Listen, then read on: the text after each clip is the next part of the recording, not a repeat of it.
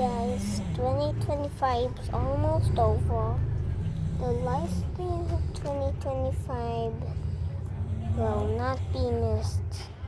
I know that might of you guys say that you miss 2025 last days, but trust me, I know you won't, and you'll just miss them for an amount of time. Then, when it's like next year, 2026, you'll forget about them. Reality isn't how you like things when you're a kid. I meant infant. What do you think the world? Happy rainbow, sun in the corner? No. That's not what it's like. It's depression, global warming, and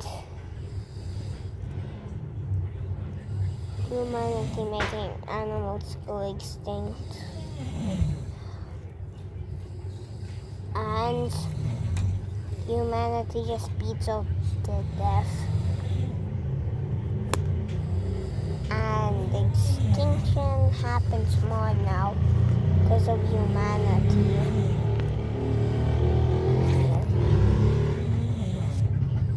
So that's what I have to say for the last days of 2025.